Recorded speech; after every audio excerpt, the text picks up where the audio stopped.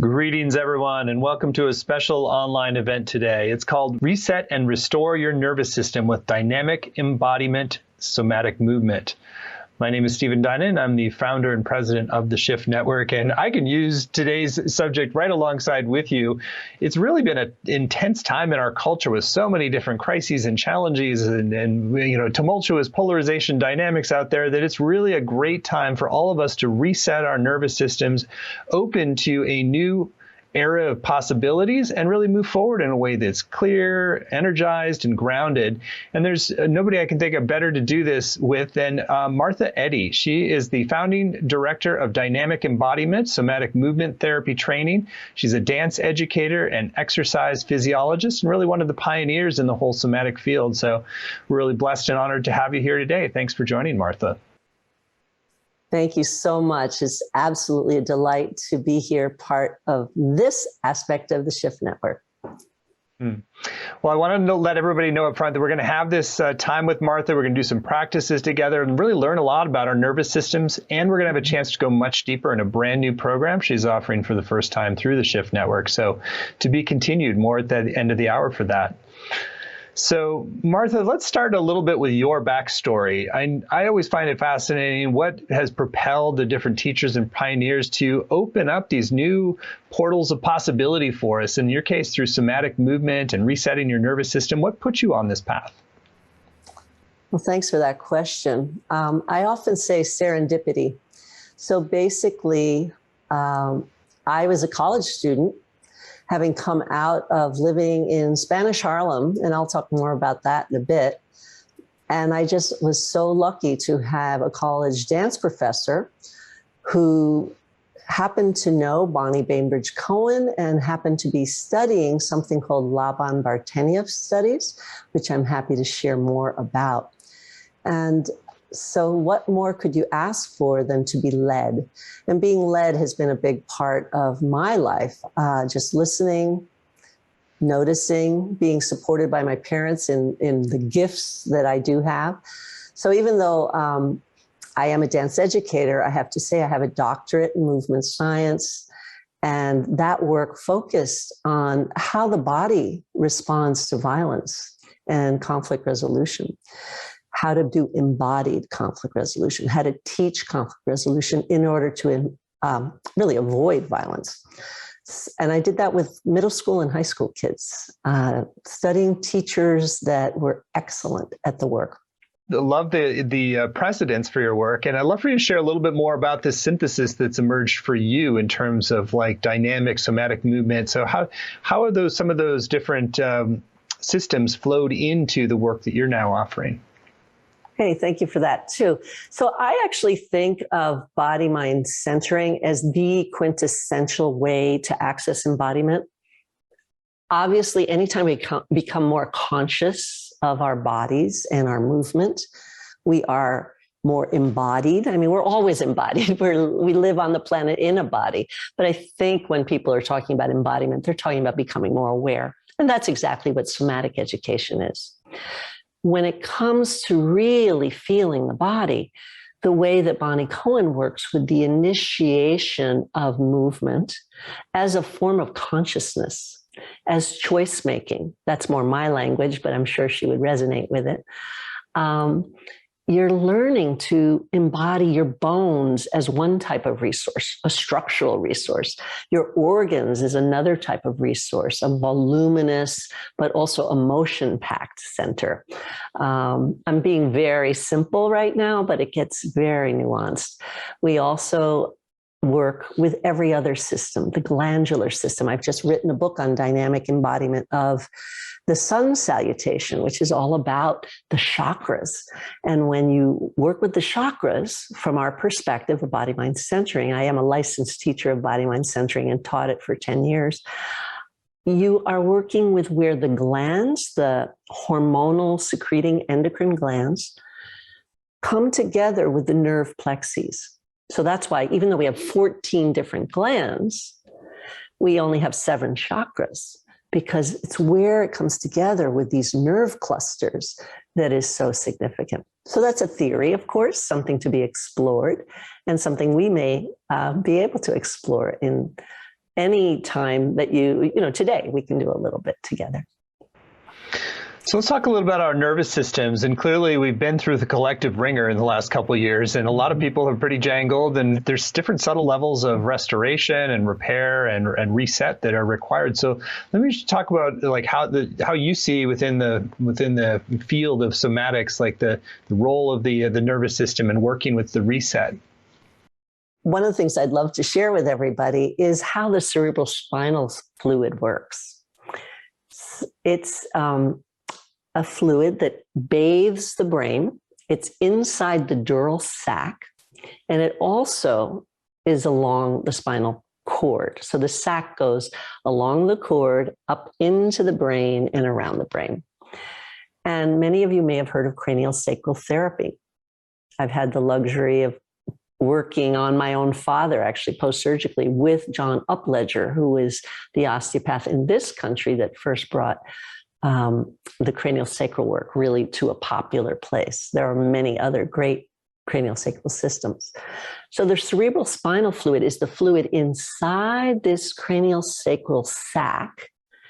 And then many of you have been hearing now, if you've been studying anything about trauma recovery, about fight, flight, and freeze, and rest and digest. These are two very important parts of the nervous system. So we're talking about the autonomic nervous system, the nervous system that governs our organs, the very things that we aren't supposed to have to think about. So when I do this, I'm kind of coming into the frontal lobe of my brain and going, oh, I'm going to direct something. But actually, our heart just beats. And yet we know that it shifts with different states of mind. So this very idea of shifting, which I love about the shift network, is that we actually can come into consciousness about what state we're in and then what state we want to be in. So I've developed things like the EGIC system, which is very similar to Tara Brach's RAIN. It's this idea of like noticing my anxiety, express it, or noticing that I'm feeling really chill and just express that. That's the E. But especially if there's some stress going on, coming into grounding, that's the G. So really spending some time with breath, with feeling our feet, with feeling contact with support, with orienting in the room, the various things that, for instance, Peter Levine or organic of somatic experiencing or the organic intelligence work, all have been working with as well. So that's the G. The I for me is very important. And I haven't even decided which word to really land because I use both integrate and integrity. So the idea is to integrate what I've noticed about grounding and my own expression and find my integrity. What is it I want? And then the C is equally important. And this is where some of the conflict resolution skills come in. I know I need something. I've even identified something I'm desiring, but maybe I'm shy to share it. Maybe it feels risky and too vulnerable. So learning to communicate, and there's the C in the EJ, what it is I want or what it is I feel would be a great next step is part of this work. So I'm seeing the calming of the nervous system both through the physiology of coming into the autonomic nervous system and calming the body with the rest and digest, cranial sacral,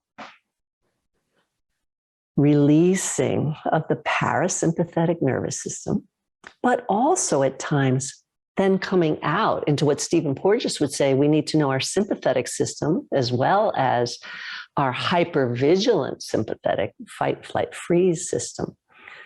So through coming to understand these different parts of our bodies and how we each live in those states, is my sympathetic hypervigilant state more about vision? Is it more about my shoulders to my ears? Is it my stomach fluttering?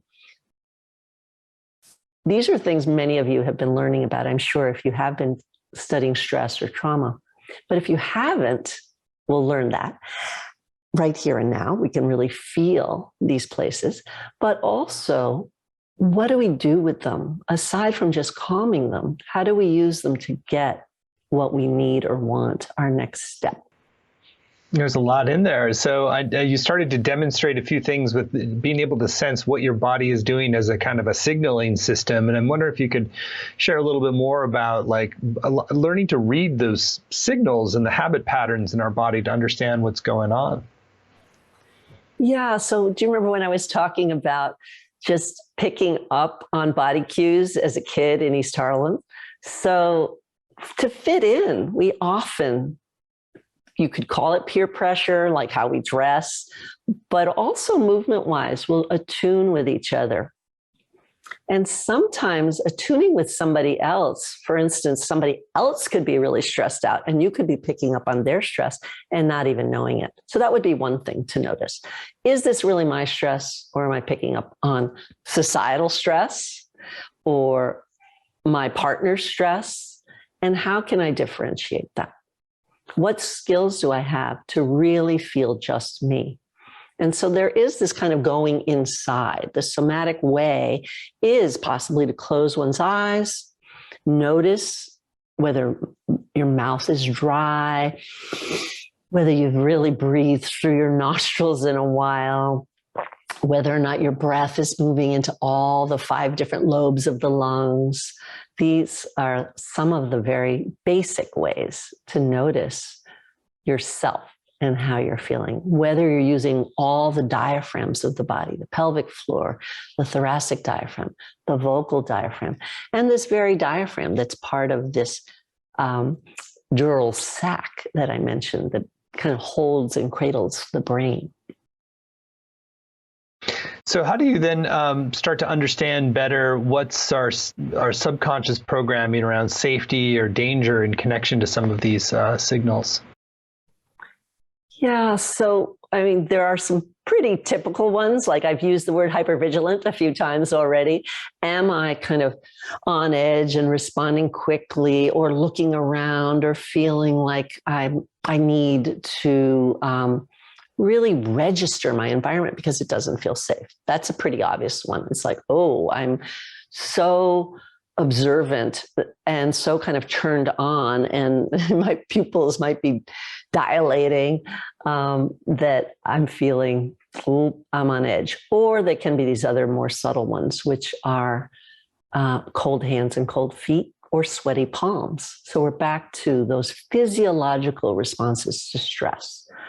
Now, I often talk about the continuum from stress to trauma, because I find too many people are saying, oh, I had this traumatic experience. Well, again, as for instance, Gabor Mate would say, that the trauma is how we respond.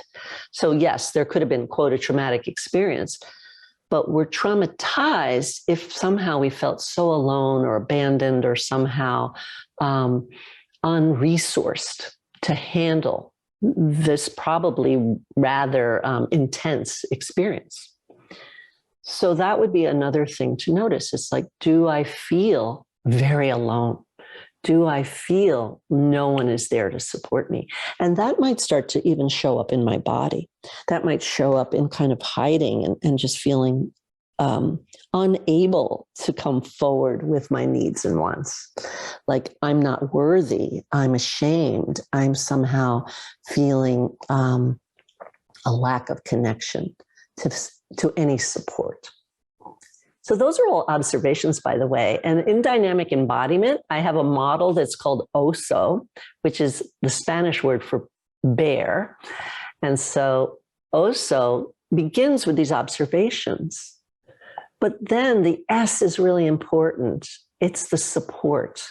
So if I'm noticing that I'm hiding more, or that I'm hypervigilant, or that I'm sweaty, or that I've got butterflies in my stomach, can I then find support? And that support could be from another person, if that's a possibility, that you're with someone that you trust.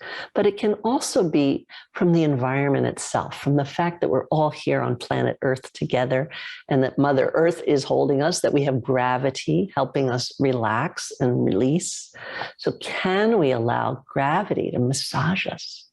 to really bathe the body with a sense of some pressure that says, gee, I can let go.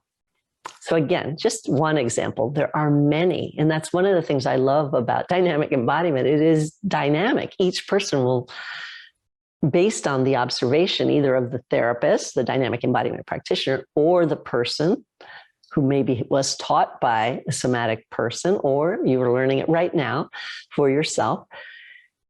If you're noticing where you're at, and then you start to feel support, maybe it's embryological support. Like I used to be just like an amoeba in the ocean, nurtured by being in fluid, by just relaxing in warm water. And maybe I need to take a bath to really bring that in, warm bath if I have access to it. So that support then finally opens me up to this place of being able to communicate this, what options would I like to explore? What other choices do I have? Fascinating. Well, I think now would be a great time to guide us in a practice to put some of what you're talking about into a really practical frame for us. I'd love to do that. Thank you. So I'm going to invite you to stand up if you are able to, but you're also more than welcome to play with the cranial sacral rhythm with me seated if that feels better. And if you happen to be listening to this lying down, you can do it that way too. Here again is an opportunity to possibly close your eyes at different points. So I'm going to show the movement kind of fast so that you see it in case you'd rather be just guided by my voice as we continue. It's just a beautiful system, I think, that our brain has a cushion of fluid around it. Remember, I just talked about our embryological history of being surrounded by amniotic fluid, by having a yolk sac, just really being able to be cradled by a kind of ocean. It's even called an oceanic feeling. Well, here we have that still around our nervous system, the very part of our body that is both full of creativity and is a place where we feel our stress. So if with following the flow of the nervous system, of the fluid around the brain, you can start to just kind of settle, then you're moving into relaxation and release. The movement we're going to look at is how extension of the spine, which simply means arching, lifting the chin up, and then flexing is looking down in a very slow rhythm. When we flex, bringing our chin to our chest, the tug of that dural sac, that bag around our fluid of our brain and spinal cord, will literally cause the shoulders to come forward and for your hands to internally rotate. What does that mean? Like the backs of your hands would come together. And if you are watching, you'll see my knees are coming together, my toes are pointing to each other. When they do that, what's wonderful is that my lower back gets to spread and widen. So even though I'm narrowing in the front, it could look like I'm hiding. I can also think about the expansion in my back. Now, as I breathe in, especially, you don't have to breathe in because this rhythm is separate from the breath, but it supports me lifting a heavy head to fill the balloons of your lungs. As we extend, the body just naturally, through the rhythm of the cerebral spinal fluid, moving through the nerves. It's not that the fluid seeps out, but there's a kind of rhythm whereby there's a pulling on the nerves of your hands and feet. You go into external rotation. So if you're looking at me, you'll see my head is up, my collarbones are back, my shoulder blades are squeezed, my palms are facing away, kind of towards the walls, and my toes are now outward. So I'm going to do that again, but now we're going to slow it down. So hopefully you're joining me now if you haven't yet. You're allowing your chin to come to your chest. You're feeling the weight of your brain and your skull, kind of just releasing and relaxing with the support of gravity. This is our chance to let go, surrender. And now my shoulders are what we call internally rotating, coming forward, and the backs of my hands are more towards each other. And likewise, my knees fall in. And here, in this position, adding in now some body-mind centering, really based in yoga, we're folding around our navels, our umbilicus region. And right behind that are the adrenal glands. So if you can just allow your adrenal glands to breathe, the diaphragm really is right there. If you move that thoracic diaphragm into your back space, you will calm down that reserve tank that is so often busy when we feel stress. And now I'm beginning to unfold. It just happens naturally, honestly. If you follow the rhythm, it just opens. And again, into extension, my spine lifting up, my tailbone awake and alive, pumping a little bit, and my palms and legs just opening. This is Shavasana. Many of you know it, dead man's pose. This is where we fall open if we're lying on the floor. And let's just do that one more time and see if you can just see if there's a rhythm that is not you controlling the movement, but you following how your spine feels and how your hips feel and your arms. And just folding in. This is a very early baby pattern.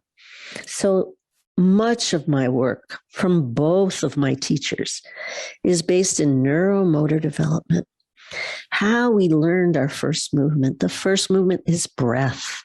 The second is taking the oxygen that came through our mothers into our navels and spreading it around through your whole body. So this movement mimics that, the expansion from your navel down into your feet and out into your hands and head. And then this time, as you come back, just see if you can find a midway point, a place where you're about to fall forward, but you could also go backwards. And just notice how you feel.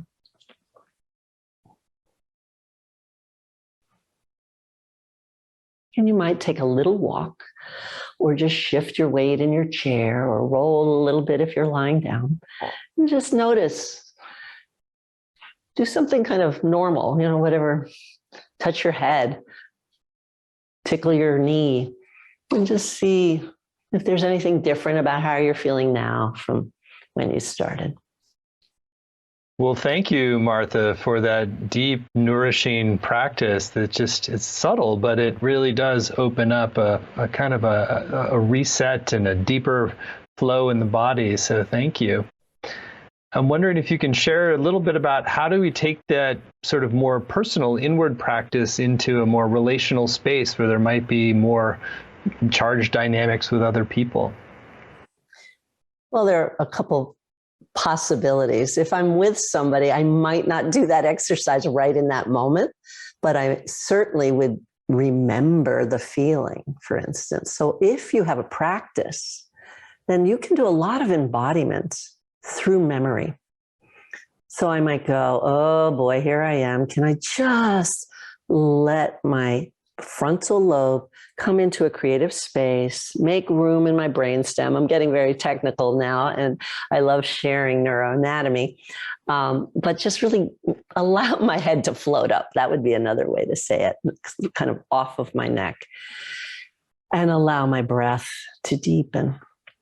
And in that moment, and I'm still practicing this, I'm no, saint. I very much have an active family life where we allow conflict to rise up, and we do talk through and sometimes get a little hyped up, possibly in large part because I also grew up with what we would call street behavior, foul language, or all kinds of things. So there's a lot I need to do actually to calm down.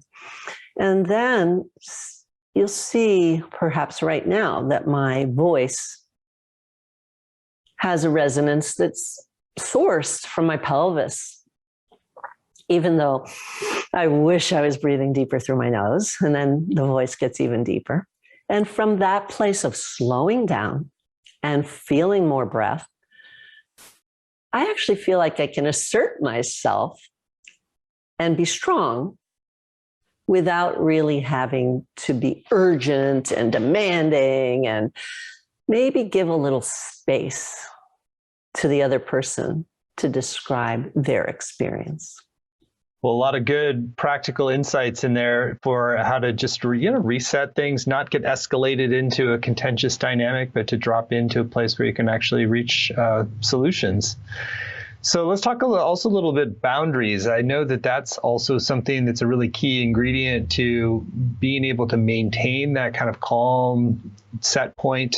So having adequate energetic and physical boundaries with others without making it, something that creates isolation or distance. So I'd love for you to share a little bit about how you do that from within your system. Great. Okay. So this is what I love about the merger of body-mind centering with the Laban movement analysis Bartenia framework. Laban movement analysis includes this understanding that we have what we call peripheral tension. It's what a mime does when they create a wall. So when I have peripheral tension, I am kind of telling you, this is my space.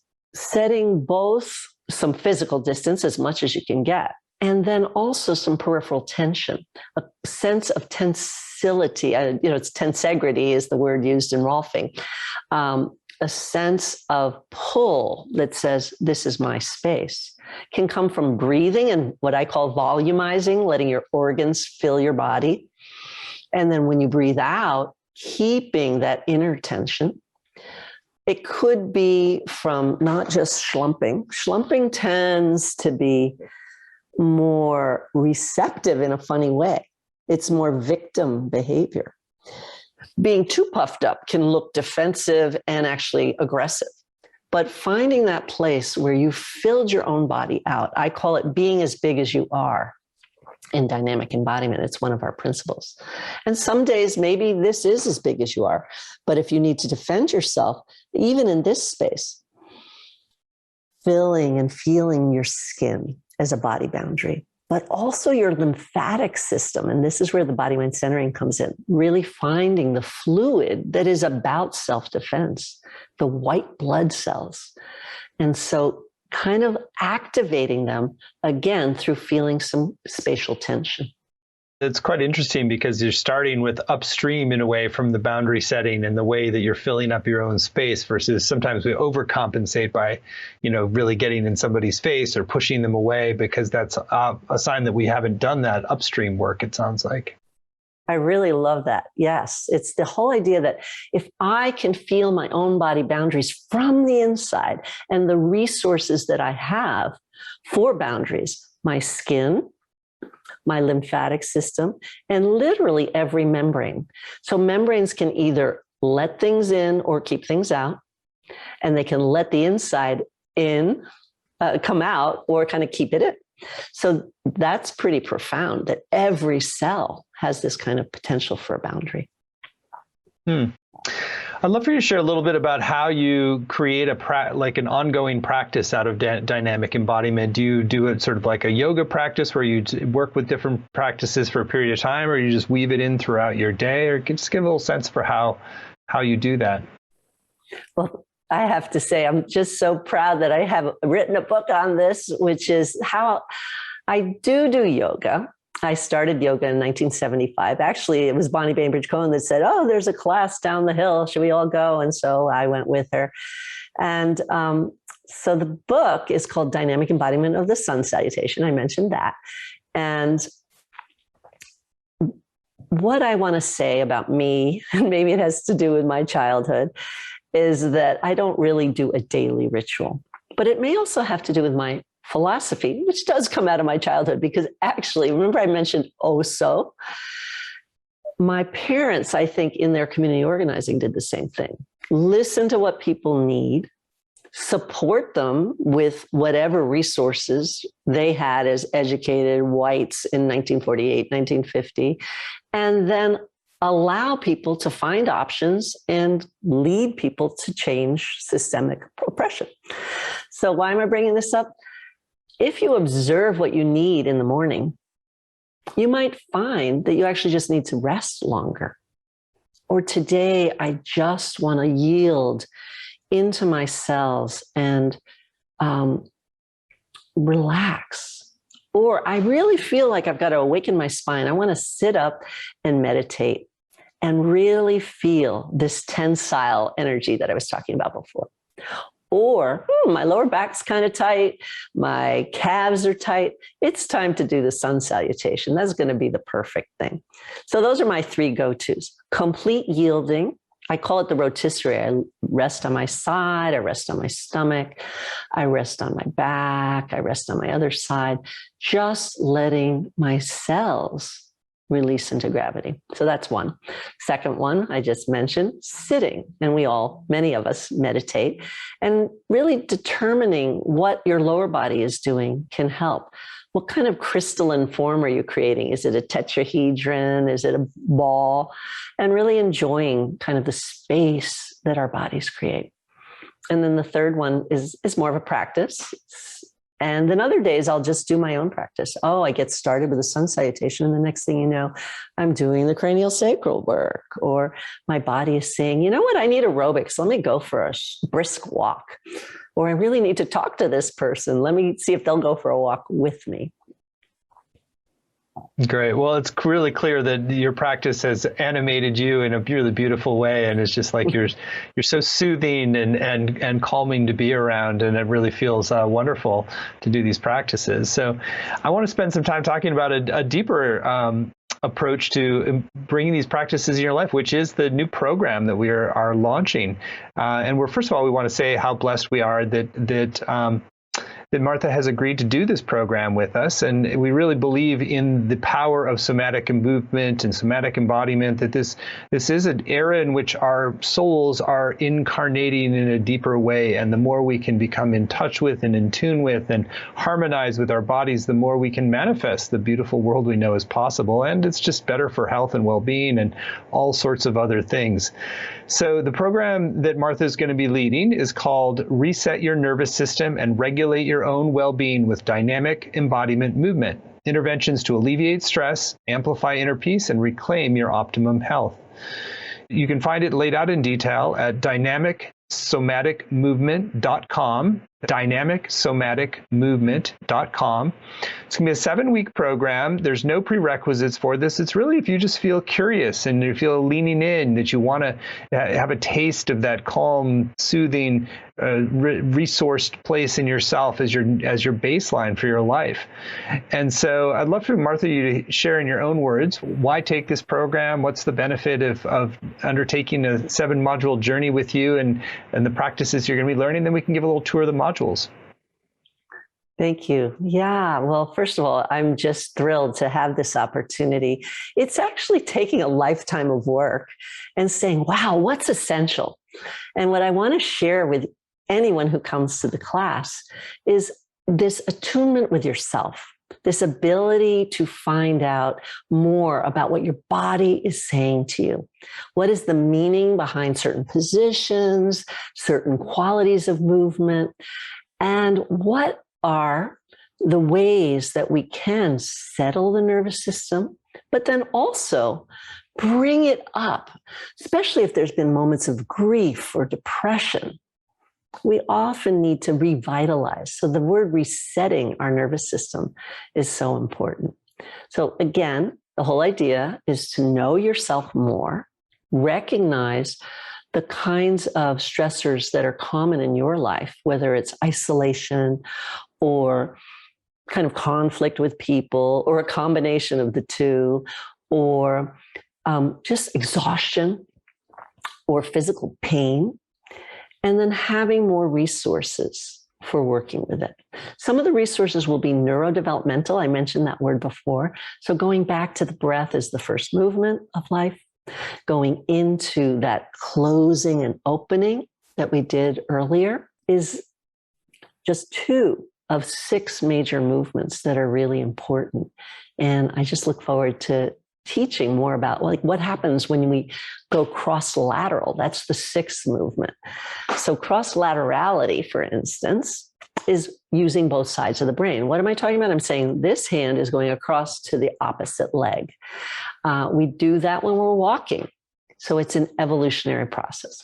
So this class in 7 weeks will also kind of take us from breath through feeling whole and being able to close and open when we need to becoming more aware through our spines and having better sense of how our posture reads to other people, gets our communication clearer, or possibly is giving us a cue that we really need to rest, that we're so exhausted. Those are a few things we learn from our spine, or that it's our place of flexibility and finding new options. And then we come into remember when a baby is just learning to lift its head? You call it the Sphinx or the Cobra in yoga. So that movement is critical for finding focus. It brings our two eyes together. We're going to be doing some work with releasing the tension from zooming all the time, or from seeing things we didn't want to see. So working with the eyes as part of the nervous system. And then coming into right and left side. So when we're toddlers, we walk like this. You can call them baby Frankenstein or John Wayne. So that's a kind of binary place. And I feel a lot of our world is stuck in binaries, these extreme polarities that have no connection. So we need to find that yes, no. And sometimes we need to evaluate, is it a yes or is it a no? But at some point, we want to integrate and go across. And this is where things get really creative and imaginative. So I'll take you through each of these different movement coordinations so that you have a sense of how you can use any one of them to meet a particular need. I put the whole thing together for kids in schools, and I called it Relax to Focus. So it's very easy to do. If it sounded complicated, I just want you to know it's actually really fun. Well, I know you covered quite a bit of the arc of the program. I'll just read out some module titles, and if you want to share any of this sort of sneak previews, there's Module 1 on cultivating and accessing neurocellular awareness through movement. So this term neurocellular is from body-mind centering. And it's this idea that we have intelligence through our nervous system because it's what helps us get information into the brain and bring it to language or bring it to some kind of subcortical response, which could be more like, screaming. But in any case, we're bringing it into our brain. But the cells, as I mentioned before, have their own life. And they have intelligence too. So we call that cellular wisdom. So we'll work with this whole neurocellular place, which is a place of calm and meditation and simply being present. Module 2, remembering your early childhood movement patterns to gain insight into your adult self. Great. So we talked quite a bit about that already. I just took you through these neurodevelopmental patterns, and in that module, we'll kind of cover Relax to Focus and each of these patterns. And then as we go on, we'll come back to them and go deeper with each of the others, kind of 2 at a time through the next 2 modules. So breath together with whole body coordination. Then the next one, this kind of place of spinal mobility and then focus. And then the last pair will be body half going right and left versus crossing and coming into more options, more choices. So why are we doing that? It turns out that how we learn to move as kids and the environment that we moved in, for instance, if you happen to be in a very cold environment or in a carpet that was hard to move against, we may not have ever learned to push from our feet or to move our hands in a strong way. And so there could be a way that we can't set boundaries now because we didn't feel that motor coordination of activating symmetrical movement of 2 hands together, which then feeds into the midbrain and helps us coordinate our eyes and our ears. Again, there's a lot of information and I'm really happy to share it. Module 3, developing peaceful responses to conflict in everyday life through embodiment practices. Yeah, so as we get into this place of kind of saying no, we can take some time with what it is to notice, again, what your triggers are, triggers for conflict, triggers for stress, or in some cases, triggers for trauma. Now, of course, this is not a therapy session, so it's more about noticing. And then if you find that you are triggered in some way, it's a good time to find other resources, whether it's a good friend or a therapist. But the main thing here is to work with conflict resolution. So we'll do that active witnessing that I talked about, where we talk about something. And then I'll give an example. I'm talking about something right now, and then I'm going to say, let the word stop. And then I'm going to reflect on, what did I do with my hands? I went from this to this. And what did that mean for me? But you're going to do it with a partner, maybe during the breakout groups if you can, if you stay for that extra half hour. And that partner can also give you some sense of what it meant to them. So there's some mirroring, and that's very helpful for learning skills. But we'll also just practice basic CAPS. So that cool down, grounding, calming your nervous system, using all the skills we talked about with the cranial sacral rhythm and calming the autonomic nervous system. And then we'll go into how do we listen better? Tone of voice, quality of listening. And then from there, what's it like to really hear someone's point of view, especially if you don't agree with it? And hopefully some solving of problems. Module 4, recognizing where you are in the stress to trauma continuum through body awareness and vagal nerve responses. Yeah, thank you for that. With this module, we'll be reviewing what the nervous system anatomy is. Again, we'll do a little in the first module too. And with that, we will look at the vagus nerve, the wandering nerve, the one that goes from the brainstem into our organs and impacts our heart and our lungs, so our breath and our heart rate, but also is in the gut, which we now know through the microbiome and what we've been working with body-mind centering for 40 years, what we call the abdominal brain. So the gut knowledge, as well as what Stephen Porges has brought out, that so much of the vagal nerve also comes into the face and facial expression and how we respond to stress and possibly traumatized stress through our faces, but also how we can use our faces for developing the bond and the support that we need to co-regulate, the use of eye contact, the use of breathing in the same rhythm, or what Resmay Menakem does with swaying. That actually comes out of my experience with the Black church too, right? When you sing, we all sway to one side, we all sway to the other side. So this sense of coming into a group rhythm as a way to be with what could be a trauma response, but actually can become resiliency. Module 5 on mapping your personal movement and dynamic embodiment practices.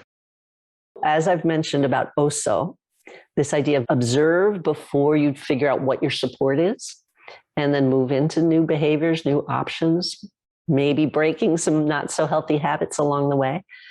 It's going to be different for everybody. So in this course, I will give some rituals. We can do the sun salutation together for sure.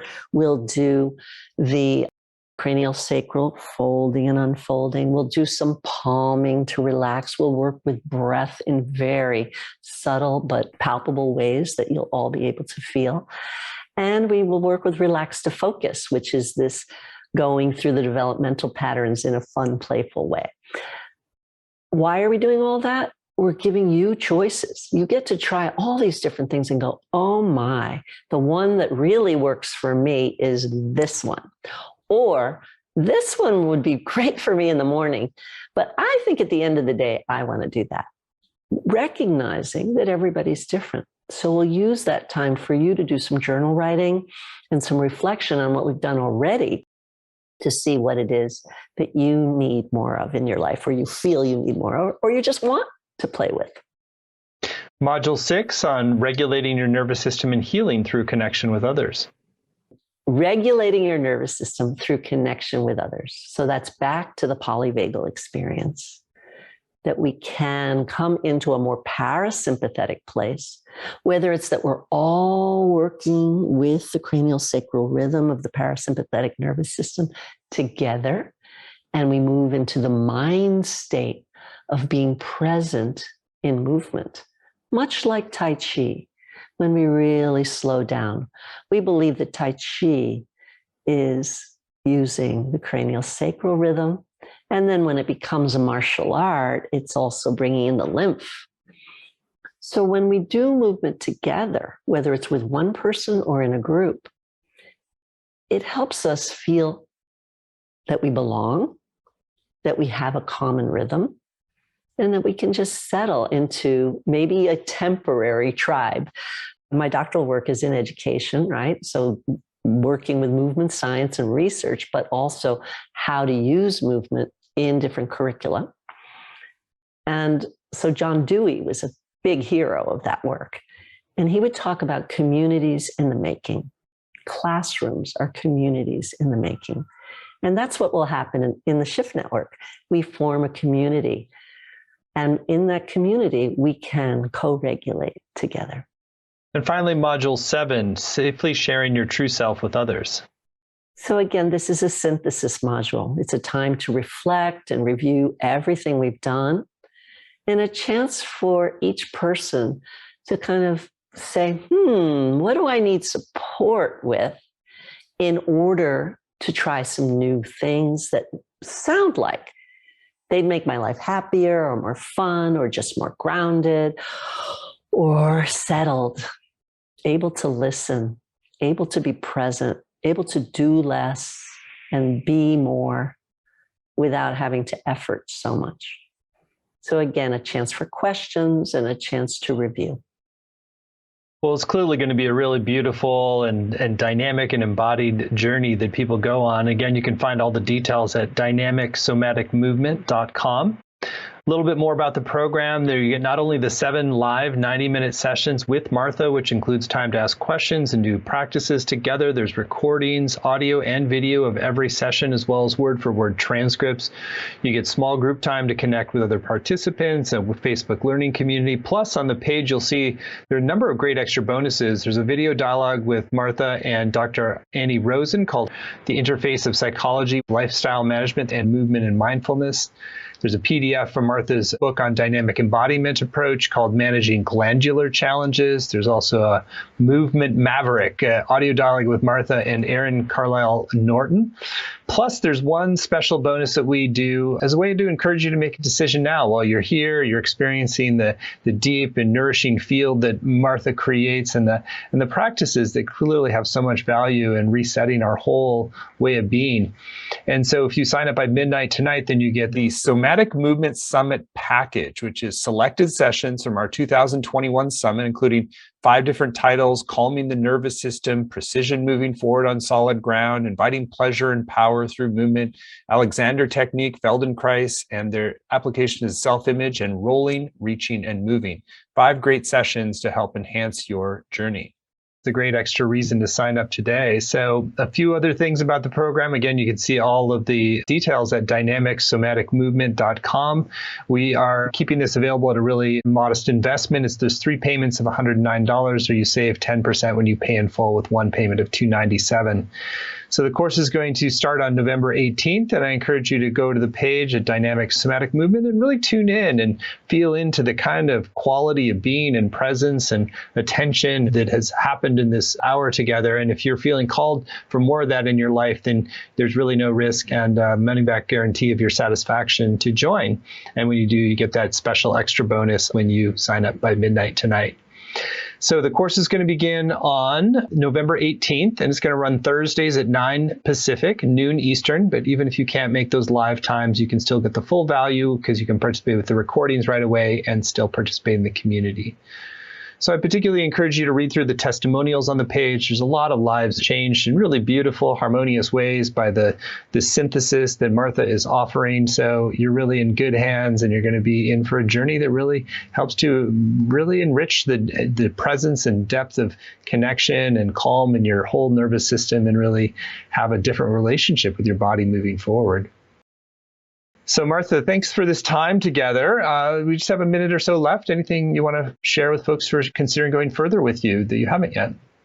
What I want to share is that we really like to have fun. Even if you don't think you like to dance, just kind of rocking your body, moving a little bit is a profound shift in consciousness. And so just having the opportunity to try out slow movements, different coordinations, and talk and feel into what your body wants to teach you can be profound.